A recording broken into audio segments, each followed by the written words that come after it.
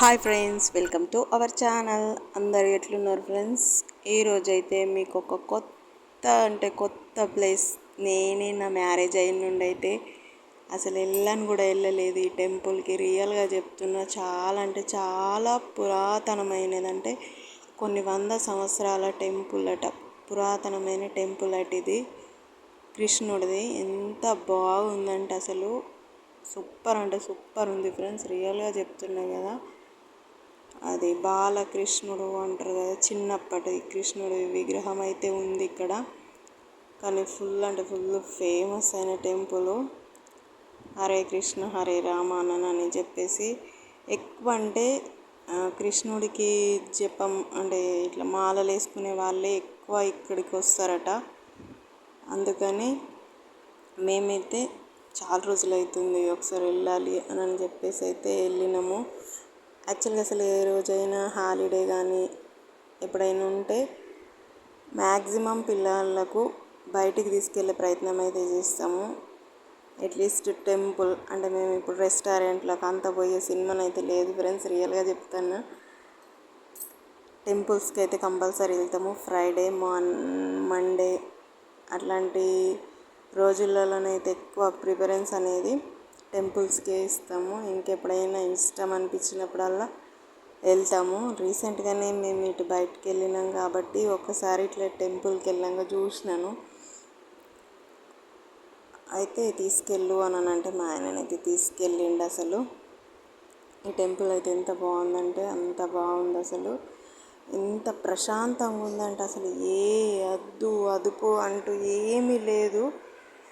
దీనితో పోలిస్తే ఈ అబద్ధపు లోకంలో బ్రతకడం కంటే శ్రీవారి సేవలో మంచి హ్యాపీగా ఉండడం బెస్ట్ అనిపించింది నాకు. అక్కడ ఉన్నంతసేపు అయితే మ్యాక్సిమం నేను ఎక్కడికైనా టెంపుల్కి వెళ్తే నాకు ఎలాంటి ధ్యాస లేకుండా ఓన్లీ దేవుడి పైనే చిత్తం పెట్టుకొని అయితే ఉంటాను ఫ్రెండ్స్. రియల్గా జపం చేసుకుంటూనే కూర్చుంటాను. మా ఆయన మాట్లాడించినా నేను మాట్లాడాను, ఎవరితోటి కూడా మాట్లాడాను. ఎందుకంటే మనకి ఎన్ని బాధలున్నా ఎంత ఇది ఉన్నా కానీ మన కష్టాలు మనతోటే ఉంటాయి, మన సంతోషాలు కూడా మనతోటే ఉంటాయి. అన్నిటికీ పరిష్కారం దొరికే ఏకైక ప్లేస్ ఏమైనా ఉంది అని అంటే అది టెంపుల్లోనే. రియల్గా చెప్తున్నా కదా. ఆ దేవుడికి మించిన ధైర్యం కానీ తోడు కానీ ఇంకెవ్వరు కూడా మనకు ఫుల్ఫిల్ అయితే చేయలేరు ఫ్రెండ్స్. రియల్గా చెప్తున్నా, నేను ఇంట్లో కూడా డైలీ పూజ చేసుకుంటా. ఆయనతోటి నేను నా బాధలన్నీ నేను చెప్పుకుంటాను. మనుషులకు చెప్పుకునే బదులు దేవుడికి చెప్పుకున్నంత ఉత్తమం అయితే లేదని నేనైతే ఎప్పుడో డిసైడ్ అయిపోయినా. ఎందుకంటే మనం ఫేస్ చేసే సిచ్యువేషన్స్ అట్లాంటివి ఉన్నాయి. ఎవరితోటి చెప్పుకున్నా కూడా వాళ్ళు ఇంకా 10 మందికి చెప్తుండ్రు.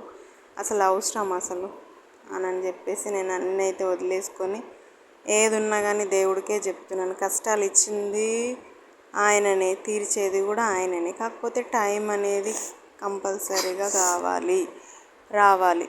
మనకు టైం రానంత వరకు మనం ఎంత నాకు అది కావాలి కావాలి కావాలి అని అన్నా కూడా ఆ దేవుడు కూడా ఏం చేయలేడని నాకు అర్థమైపోయింది. నేను ఎన్ని రోజులు కష్టాలు అనుభవించాలని ఉందో అన్ని రోజులైతే కష్టాలు అనుభవిస్తూనే ఉంటాను. అంతే తప్ప నా పిల్లలు హ్యాపీగా ఉంటే చాలు, నా ఫ్యామిలీ హ్యాపీగా ఉంటే చాలు అని నేనే దేవుడికైనా కోరుకునేది ఇది ఒక్కటే ఫ్రెండ్స్. రియల్గా చెప్తున్నా అసలు. ఎందుకంటే మనం ఎన్ని చేసినా కానీ తినకపోయినా అంతా కూడా ఆ శ్రీవారి చిత్తననే తప్ప ఇంకేం కూడా లేదు ఫ్రెండ్స్. ఎందుకంటే అసలు ఈ మధ్యకాలంలో బాగా మూఢక నమ్మకాలు అట్లా ఇట్లా అని కూడా అంటారు. కాకపోతే ఎవరి నమ్మకం వాళ్ళది అంతే. ఆ పూజలు చెయ్యి ఈ పూజలు చెయ్యి అనేంత అంత పెద్ద పెద్ద పూజలు చేసే స్తోమత కూడా లేదు నాకు తోచినంత. అట్లీస్ట్ ఒక అగరబత్తి పెట్టి టెంకాయ కొట్టి అట్లాంటివి తప్ప ఎవరో ఇంత పెద్ద లిస్టు చెప్తే 1000 ఖర్చు చేసేటంతనైతే లేదు.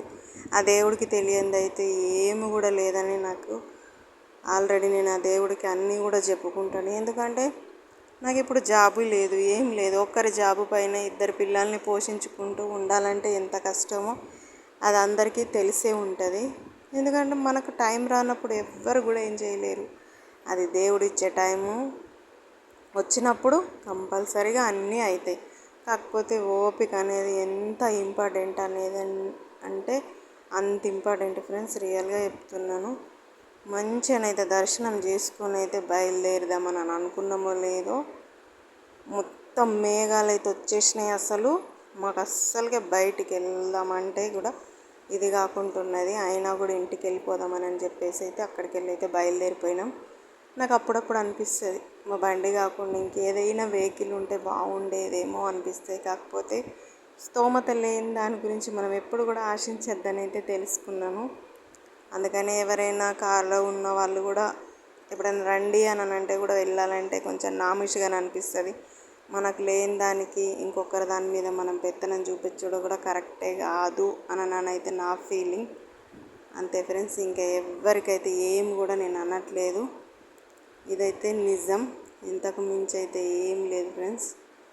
అందరూ కూడా హ్యాపీగా ఉండాలనే అనుకుంటాను.